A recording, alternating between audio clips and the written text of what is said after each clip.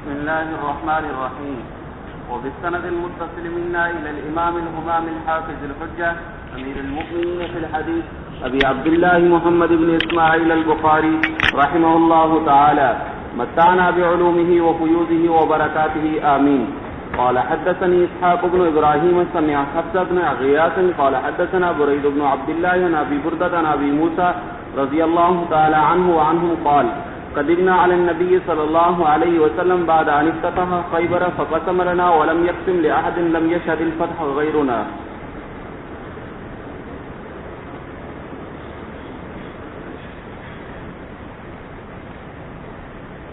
بات چل رہی ہے غزوہ خیبر کی، اور یہ روایت ہے ابو موسیٰ اشعری رضی اللہ عنہ کی، اور آپ کو معلوم ہے کہ ابو موسیٰ اشعری رضی اللہ عنہ حبشہ چلے گئے تھے، یمن سے نکلے حبشہ چلے گئے، اور حبشہ میں جعفر ابن ابی طالب رضی اللہ عنہ اور دوسرے صحابہ موجود تھے، ان سب کے ساتھ یہ لوگ واپس آئے۔ جب پہنچے مدینہ پتہ چلا کہ حضور تو خیبر تشریف لے گئے ہیں، یہ سارے حضرات خیبر آ گئے۔ تو خیبر میں جب یہ پہنچے تو خیبر کے قلعے سارے فتح ہو چکے تھے۔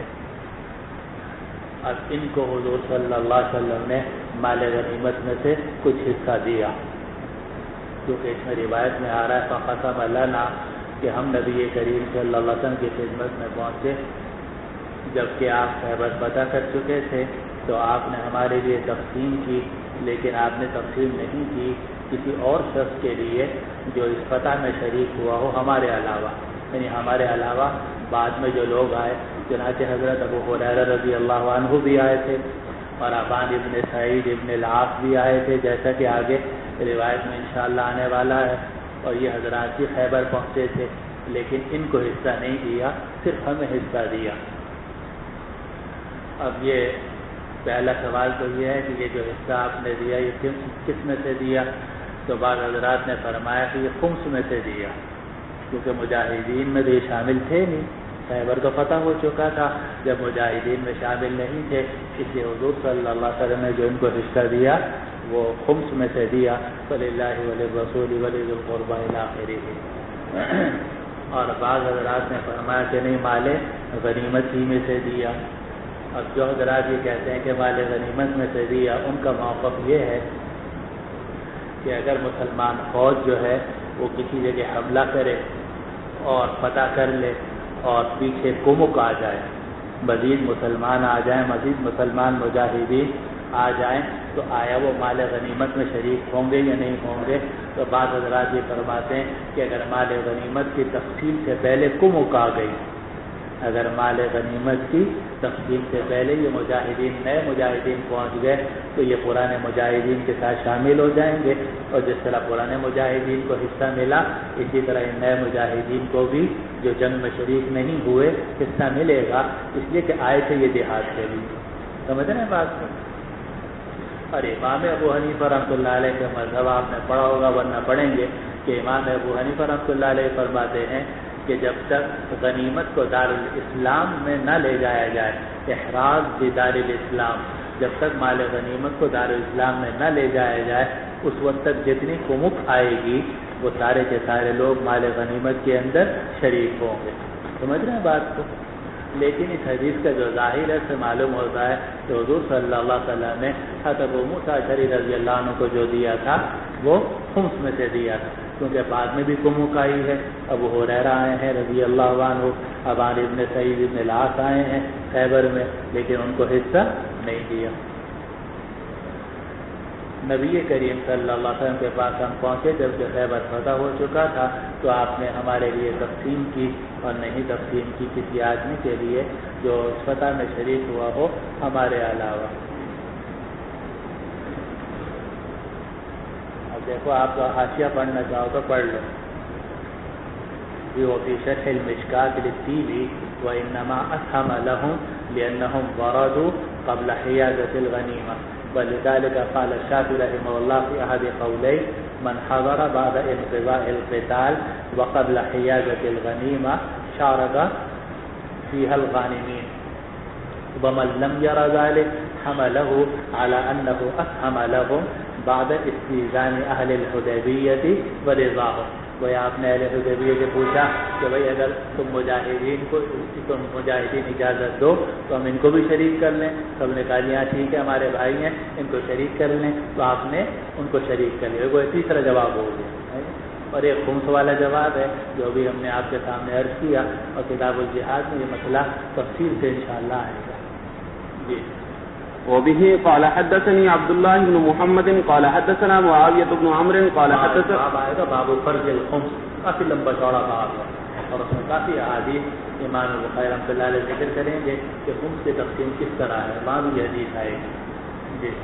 وبه قال حدثني عبد الله بن محمد قال حدثنا معاوية بن عمرو قال حدثنا أبو إسحاق عن مالك بن أنس قال حدثني ثور قال حدثني سالم مولى بن مطيع أنه سمع أبا هريرة رضي الله تعالى عنه وعنهم يقول افتتحنا خيبر فلم نغنم ذهبا ولا فضة إنما غنمنا البقر والإبل والمتاع والحوائج ثم انصرفنا مع رسول الله صلى الله عليه وسلم إلى وادي القرى ومعه عبد له يقال له مدعم أهداه له أحد بني الذباب فبينما هو يحط رحل رسول الله صلى الله عليه وسلم إذ جاءه سهم عائر حتى أصاب ذلك العبد فقال الناس هنيا له الشهادة فقال رسول الله صلى الله عليه وسلم بلى والذي نفسي بيده إن الشملة التي أصابها يوم خيبر من المغانم لم تصبها المقاسم لتشتعل عليه نارا فجاء رجل حين سمع ذلك من النبي صلى الله عليه وسلم بشراك أو شراكين فقال هذا شيء كنت أصبته فقال رسول الله صلى الله عليه وسلم شراك أو شراكين من نار. حضرت ابو ہریرہ رضی اللہ عنہ کو سنا وہ فرماتے ہیں کہ ہم نے خیبر کو فتح کیا. حالانکہ آپ کو معلوم ہے کہ ابو ہریرہ رضی اللہ عنہ تو خیبر کے بعد پہنچتے ہیں. تو اس سے وہ مسئلہ نکل آیا جو شاید آپ نے کتاب الطہارت وغیرہ میں پڑھا ہوگا کہ صحابہ بسا اوقات یہ کہہ دیتے ہیں کہ ہم نے یہ کام کیا, لیکن اصل میں وہ خود اس میں شریک نہیں ہوتے. نسبت ہوتی ہے صحابہ کی طرف. افتتحنا خیبر, ہم نے خیبر کو فتح کیا تو ہمیں نہ سونا ملا اور نہ چاندی ملی, لیکن مال غنیمت میں ہمیں گائے, اونٹ, سامان اور باغات ملے. حوائج جمع حائط کی, اور حائط کہتے ہیں دیوار کو, لیکن تسمیۃً للکل باسم الجز حائط بولا جاتا ہے, باغ مراد ہوتا ہے کیونکہ کھیتوں کے گرد دیوار نہیں ہوتی لیکن باغات کے گرد دیوار ہوتی ہے. تو ہمیں سامان ملا اور باغات ملے. پھر ہم رسول اللہ صلی اللہ علیہ وسلم کے ساتھ واپس آ رہے تھے یعنی مدینے کی طرف, تو وادی القریٰ میں پہنچے اور حضور صلی اللہ علیہ وسلم کا ایک غلام تھا جن کا نام تھا مدعم, اور وہ غلام ان کو ہدیے میں دیا تھا بنو الذباب کے ایک صحابی نے. تو اسی درمیان کہ یہ خادم حضور صلی اللہ علیہ وسلم کے خادم جو تھے حتی یحط اتار رہے تھے رسول اللہ صلی اللہ علیہ وسلم کا کجاوا. کجاوا کہاں سے اتارا جاتا ہے؟ اونٹنی سے. تو اونٹنی سے گویا کجاوا اتار رہے تھے. سہم عائر یا سہم عائر, کہ ایک اندھا تیر آیا, اندھے شخص کا تیر آیا, اندھے شخص کا تیر آیا, کہیں کہہ لو اندھا تیر آیا. تو ایک اندھا تیر آیا. اندھا تیر کا مطلب یہ ہے کہ کچھ پتہ نہیں تھا کہ وہ تیر کس نے چلایا تھا, لیکن ظاہر ہے کہ وہ کسی مسلمان نے تو چلایا نہیں تھا, کسی کافری نے چلایا تھا, اور دور سے کہیں اس نے نشانہ لے کے مارا تو یہ شہید ہو گئے. حتی اصاب ذلک العبد, یہاں تک کہ وہ اندھا تیر آیا اور وہ اس غلام کو لگا. تو لوگوں نے کہا ہنیئا لہ الشہادہ, ان کو شہادت مبارک ہو, کیونکہ جہاد میں ہے. اور آپ نے پڑھا ہوگا قفلۃ کا غزوۃ, تو جو حکم ہے غزوے کا وہی حکم ہے قفلہ کا. تو اگر شہادت غزوے میں ہو, جاتے ہوئے ہو تو بھی شہادت ہے, اور واپسی کے سفر میں ہو تو بھی شہادت ہے. اس لیے صحابہ رضوان اللہ علیہ اجمعین نے فرمایا کہ اس کو شہادت مبارک. تو رسول اللہ صلی اللہ علیہ وسلم نے فرمایا کیوں نہیں, یعنی ہے تو شہادت, لیکن قسم ہے اس ذات کی جس کے قبضے میں میری جان ہے, وہ بڑی چادر جو انہوں نے لے لی تھی خیبر کے دن مال غنیمت سے اور تقسیم سے پہلے, لم تصیب المقاسم، جبکہ مقاسم اس کو نہیں پہنچے تھے، یعنی اس وقت تک تقسیم نہیں ہوئی تھی، لتشتعل علیہ نارا، تو وہ چادر ان کے اوپر آگ بن کے جل رہی ہے، وہ چادر جو ہے وہ ان کے اوپر آگ بن کے جل رہی ہے۔ ایک آدمی آئے، جب انہوں نے یہ بات سنی، بلکہ آئے نہیں، لے کر آئے، کیونکہ جا کے آگے آ رہا ہے بشراک، جا کے معنی آنا اور جا بھی کے معنی لانا، تو وہ آدمی ایک تسمہ یا 2 تسمے لے کر آیا۔ شراک جو جوتے کا تسمہ، ایک تسمہ تھا یا 2 تسمے، اور یہ کہا کہ ھذا شیء کنت اصبتہ، یہ وہ چیز ہے جس کو میں نے لے لیا تھا، یعنی مال غنیمت کی تقسیم سے پہلے میں نے ایسے ہی اس کو اپنے لیے اٹھا لیا تھا۔ آپ نے فرمایا شراک او شراکین من نار، اے جئت بشراک و شراکین من نار، کہ تم جو ہے یہ آگ کا تسمہ لے کر آئے ہو، آگ کا ایک یا آگ کے 2 تسمے لے کر آئے ہو۔ اب یہ صحابی تھے مدام رضی اللہ عنہ، اور اگر صحابی نہ ہوتے تو دوسرے صحابہ ان کو شہادت کی بشارت کیوں دیتے؟ دوسرے صحابہ ان کو شہادت کی بشارت کیوں دیتے؟ تو کہا نہیں اللہ الشہادہ، تو آپ نے شہادت کو رد نہیں کیا۔ اگر بلا کا کی روایت ہو تو بلا کا مطلب کیوں نہیں، یعنی شہادت تو ہے لیکن شہادت کے ساتھ ایک گڑبڑ ان کی ہو گئی ہے، اور وہ یہ کہ انہوں نے مشترک مال میں سے اٹھایا ہے اور مال غنیمت کی تقسیم سے پہلے ایک چادر لے لی تھی، تو اس چادر کی وجہ سے اللہ بنا میں رکھے یہ آگ سے وہ چادر ان کے اوپر آگ بن کے دہک رہی ہے۔ آذن اللہ۔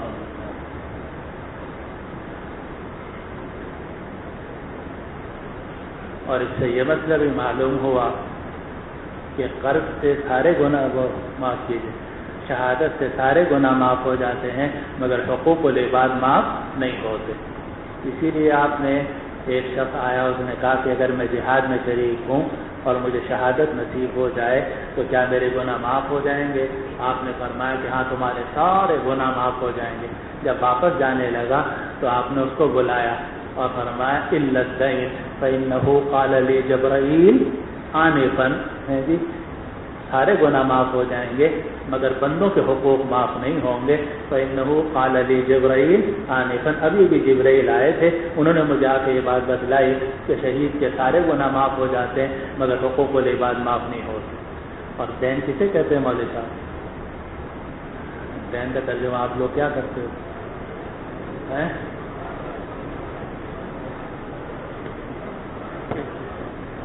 واجب فی الذمہ۔ جزاک اللہ۔ دین کا مطلب ہے واجب، اور آپ کو پتہ ہے کہ دین اور قرض کے اندر نسبت کیا ہے؟ عموم خصوص مطلق کی ہے۔ ہر قرض جو ہے وہ دین ہوتا ہے لیکن ہر دین جو ہے وہ قرض نہیں ہوتا۔ ہر قرض جو ہے، اگر آپ نے کسی سے پیسے قرض لیے ہیں تو وہ قرض بھی ہے اور ساتھ ساتھ دین بھی ہے، لیکن اگر کوئی رقم کی ادائیگی آپ پر واجب ہے، مثلا بیوی کا حق آپ نے نہیں دیا، بچوں کا حق آپ نے نہیں دیا، یا کوئی اور آپ نے خیانت کی ہے تو وہ قرضہ نہیں ہے لیکن دین ہے۔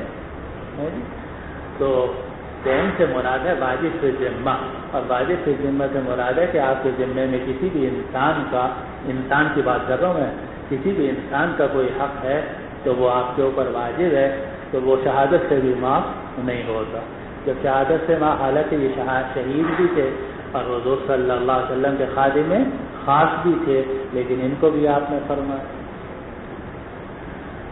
سمجھ رہے ہیں بات؟ اور اسی سے یہ مسئلہ بھی ثابت ہوا کہ حقوق العباد کا معاملہ بڑا سخت ہے۔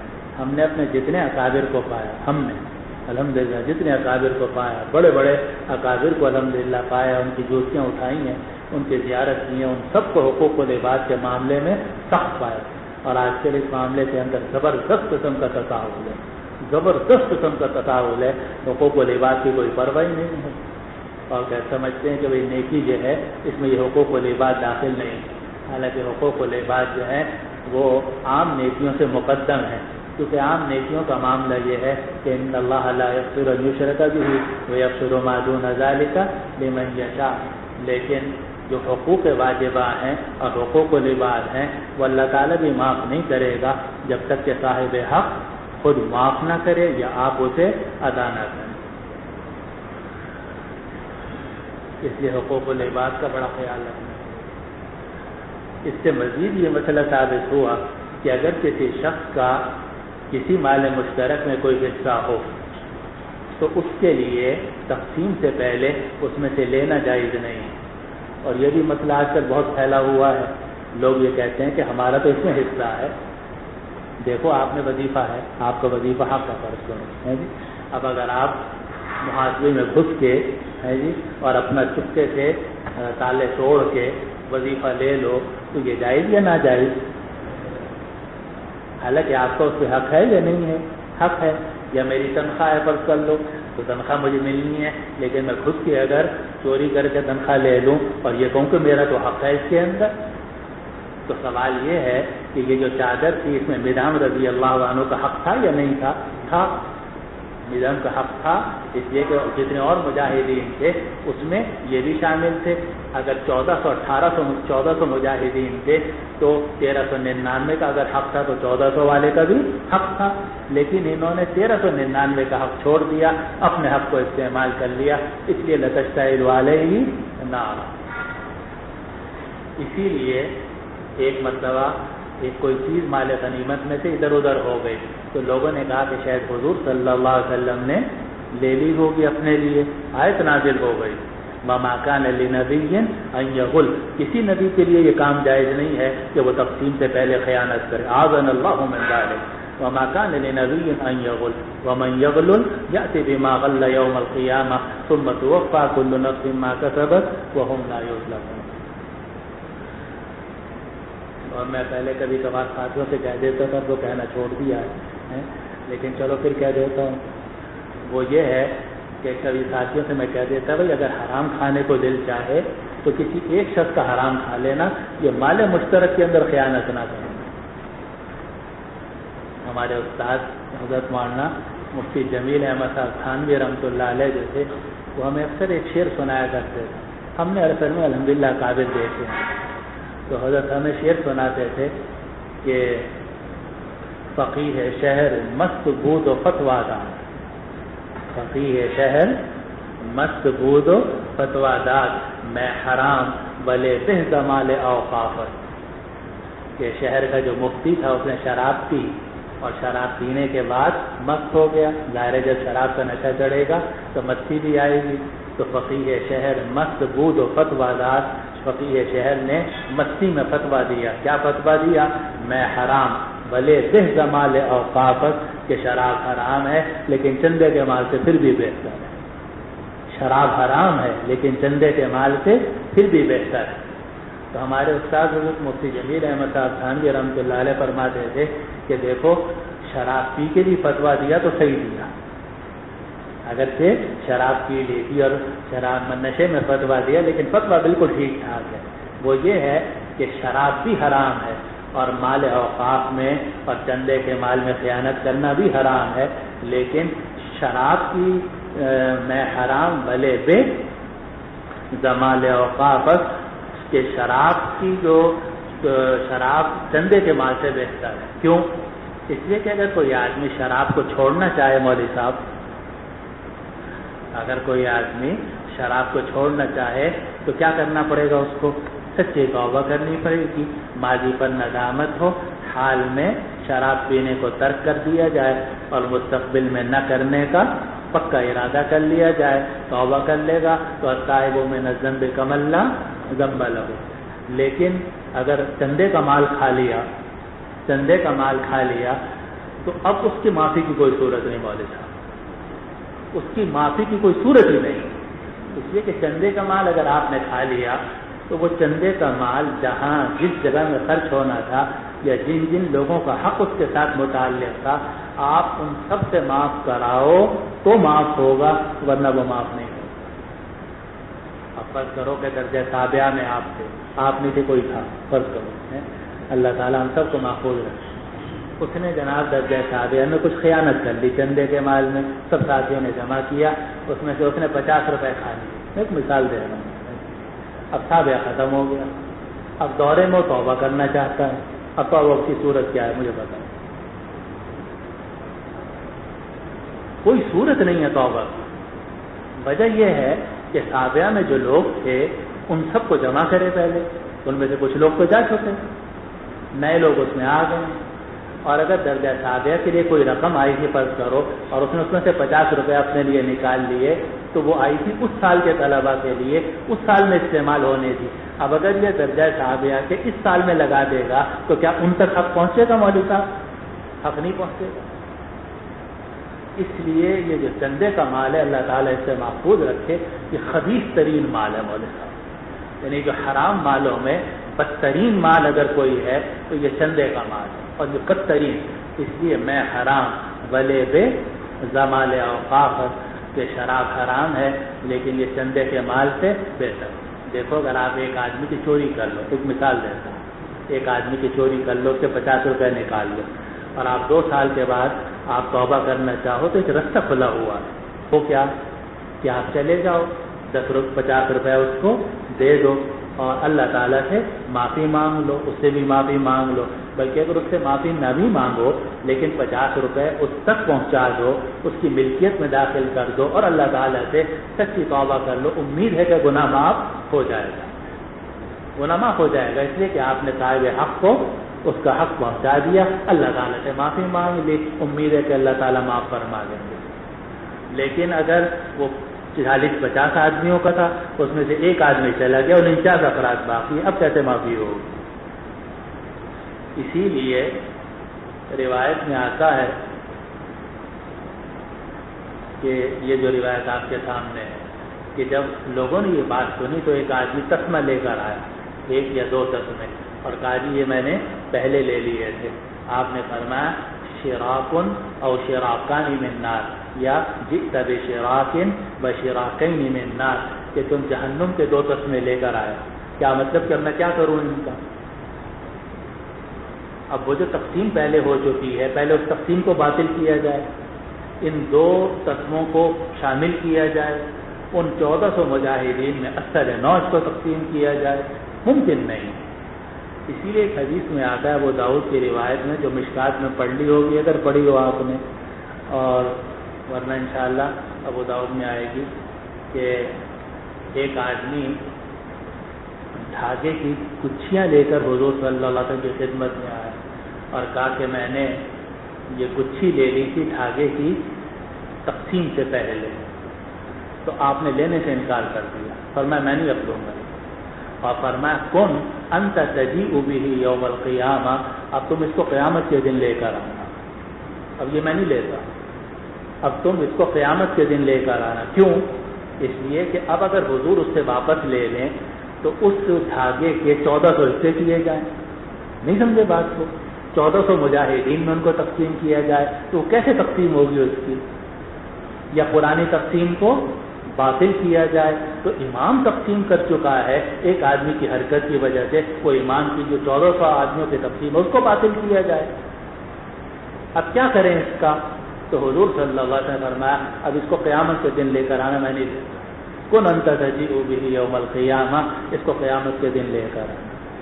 اس لیے میرے دوستو، آپ کو اللہ تعالیٰ محفوظ رکھے، یہ جو مسجد کا مال ہے اور مدرسے کا مال ہے یہ حرام ترین اور خبیث ترین مال ہے مولوی صاحب۔ اس لیے اب 2 صورتیں ہیں، یا تو وہ طریقہ اختیار کرو جو ہمارے سلف صالحین کا تھا کہ صبر و شکر سے کام دو، وَلَا تَمُدَّنَّ عَيْنَيْكَ إِلَىٰ مَا مَتَّعْنَا بِهِ أَزْوَاجًا مِّنْهُمْ زَهْرَةَ الْحَيَاةِ الدُّنْيَا لِنَفْتِنَهُمْ فِيهِ، لوگوں کی طرف دیکھو ہی مت کہ کس کے پاس کار ہے اور کس کے پاس کوٹھی ہے اور بنگلہ ہے، صبر و شکر سے فقر و فاقے کی زندگی گزار لو، ہے جی؟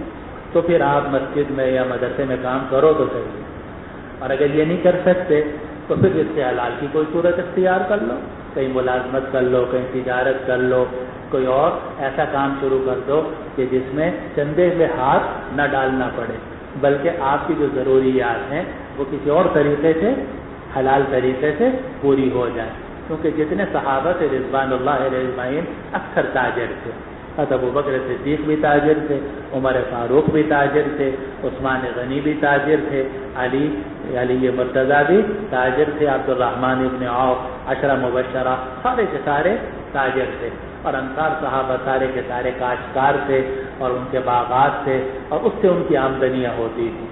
تو وہ چندے کے مال سے بچتے تھے.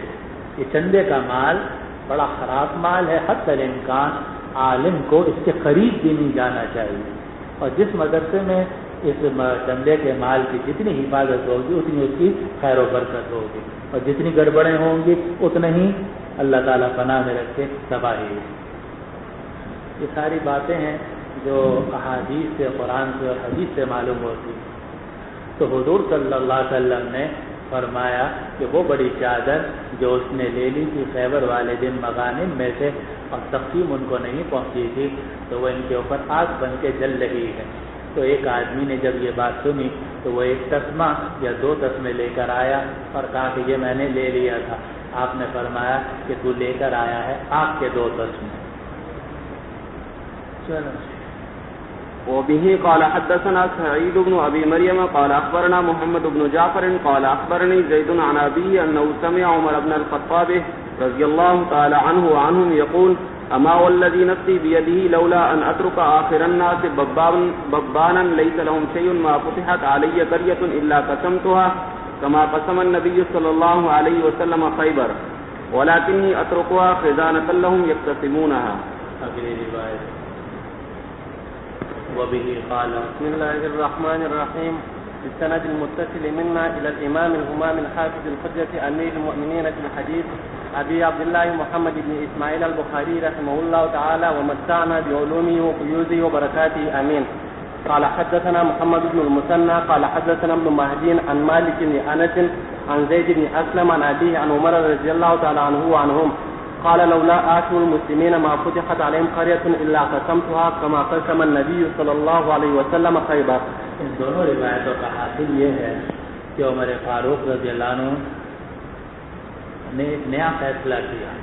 پہلے یہ ہو رہا تھا کہ دیہات کے اندر جو بھی زمینیں آتی وہ سب مجاہدین کے اندر تقسیم کر دی جاتی. 4 حصے مجاہدین میں اور ایک حصہ بیت المال کا جس کو خمس سے تعبیر کیا جاتا ہے. حضور صلی اللہ علیہ وسلم کے زمانے میں وہ حضور کے اختیار میں تھا اور حضور صلی اللہ علیہ وسلم کے بعد پھر وہ امیر المومنین کے اختیار میں ہوا. لیکن عمر فاروق رضی اللہ عنہ نے محسوس کیا کہ اب مزید تقسیم نہیں کرنی چاہیے اور پھر انہوں نے زمینوں کی تقسیم روک دی مجاہدین میں اور فرمایا کہ یہ جملہ فرمایا کہ اما والذی نفسی بیدہ، قسم ہے اس ذات کی جس کے قبضے میں میری جان ہے، اگر یہ بات نہ ہوتی کہ میں آنے والے لوگوں کو محتاج چھوڑ دوں گا. ببان کہتے ہیں معدم کو، الذی لا شیء لہ، تو ترجمہ اس کا محتاج کا کر لو. اگر یہ بات نہ ہوگی کہ میں آنے والے لوگوں کو محتاج چھوڑ دوں گا تو کوئی بھی بستی فتح نہ کی جاتی مگر میں اس کو تقسیم کر دیتا، جس طرح نبی کریم صلی اللہ علیہ وسلم نے خیبر کو تقسیم کیا. لیکن اب میں ان بستیوں کو چھوڑوں گا خزانے کے طور پر تاکہ بعد میں آنے والے اس کو تقسیم کریں. کیا مقصد؟ کہ اب تک تو یہ ہو رہا تھا کہ ساری مفتوحہ علاقے جو تھے وہ مجاہدین میں تقسیم کیے جا رہے تھے، لیکن عمر فاروق کو یہ خیال ہوا کہ اسلامی سلطنت بڑھتی چلی جا رہی ہے اور مجاہدین کو بہت کچھ الحمدللہ مل گیا ہے. اب اگر مزید تقسیم کی جائے گی تو جو آنے والی نسلیں ہیں ان کے لیے مسائل پیدا ہوں گے.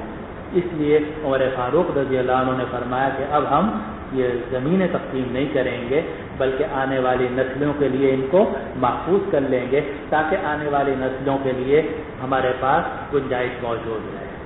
تو فرمایا کہ اگر یہ بات نہ ہوتی کہ میں آنے والے لوگوں کو محتاج چھوڑ دوں گا اور ان کے پاس کوئی بھی چیز نہیں ہوگی تو نہ فتح کی جاتی کوئی بستی مگر میں اس کو تقسیم کر دیتا جیسا کہ حضور نے تقسیم کیا.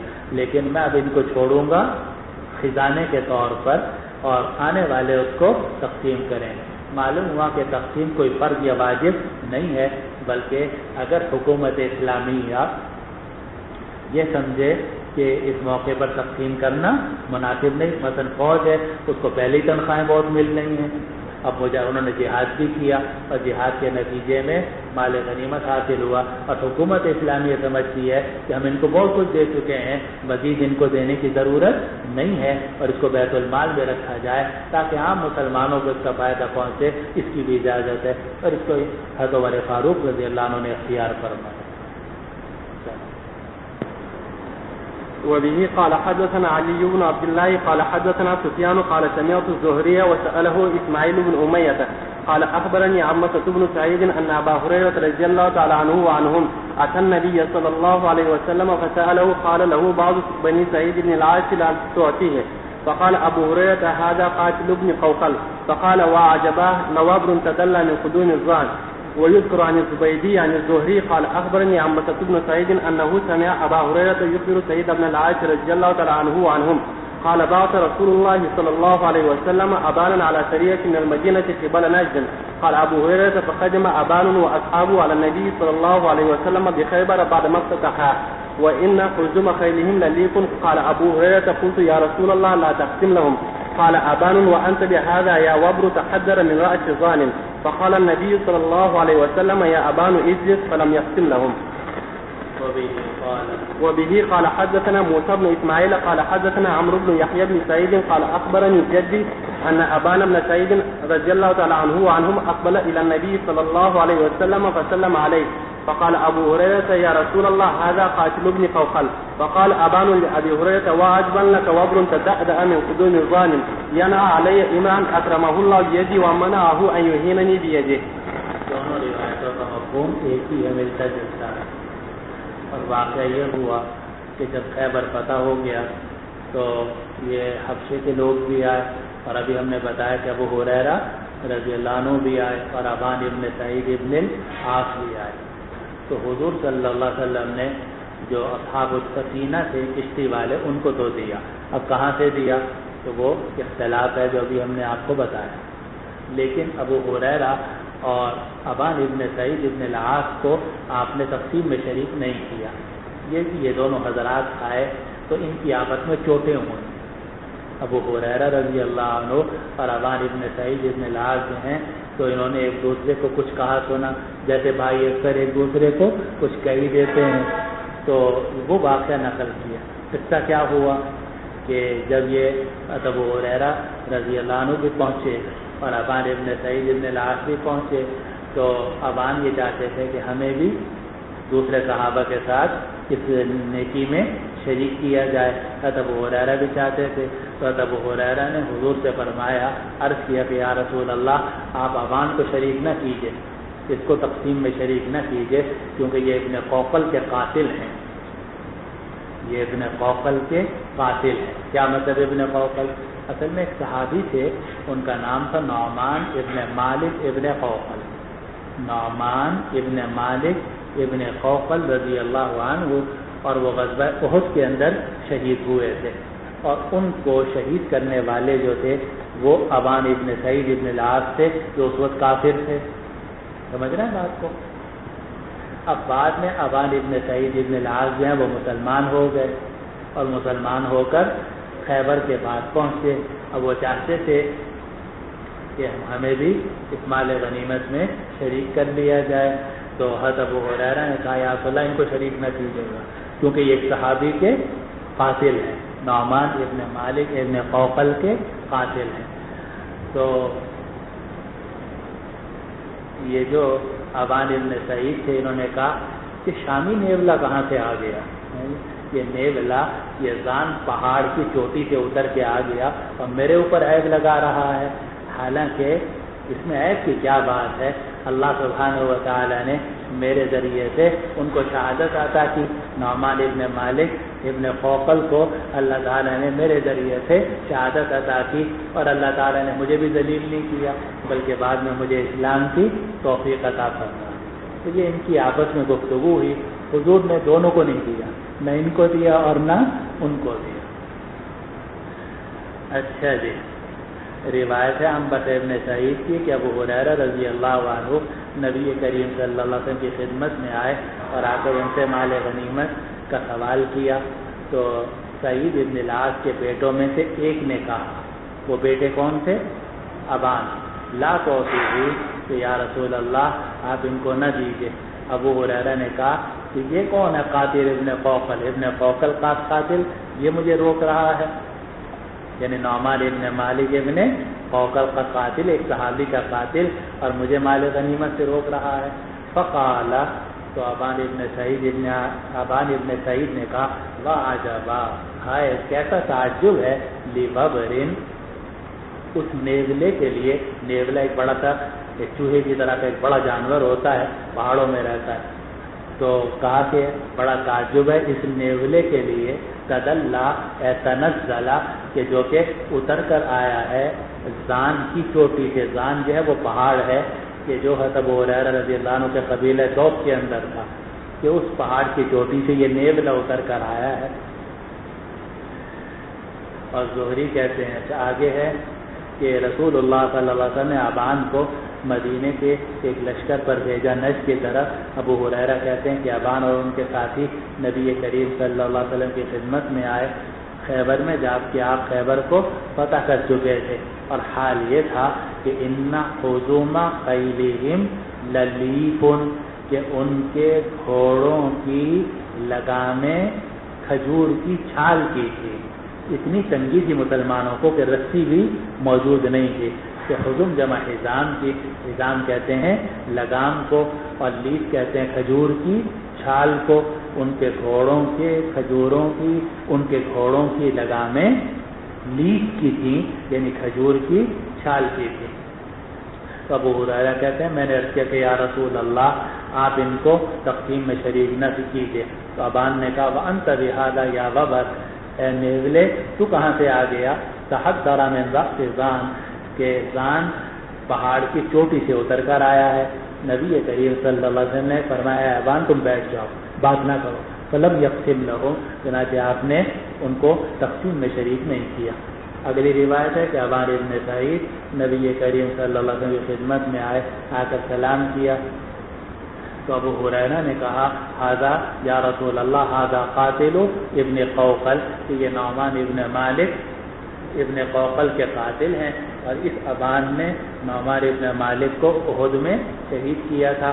ابان نے ابو ہریرہ سے کہا واعجبا لک، تیرے لیے بڑا تعجب ہے، ایک نیولا ہے، ببرن ایک نیولا ہے، تنزل وتحدر، تنزل وتحدر تو اتر کر آیا ہے، من قدوم زان، زان پہاڑ کی چوٹی سے، ینع علی امرأن اور وہ میرے اوپر عیب لگا رہا ہے، نا ینع کے معنی عاب یعیب، میرے اوپر عیب لگا رہا ہے اس آدمی کے بارے میں، اکرمہ اللہ بیدی کہ اللہ تعالیٰ نے میرے ہاتھ سے اس کو عزت عطا کی، یعنی اس کو شہادت عطا کی، ومنعہ ان یہیننی بیدہ، اور اللہ تعالیٰ نے اس آدمی کو روک دیا کہ وہ اپنے ہاتھ سے مجھے ذلیل کرے۔ کیا مطلب کہ اگر وہ مجھے مار دیتے تو میں تو سیدھا جہنم میں جاتا، اگر وہ مجھے مار دیتے تو میں تو مہان ہو جاتا، ذلیل ہو جاتا، سیدھا جہنم میں جاتا۔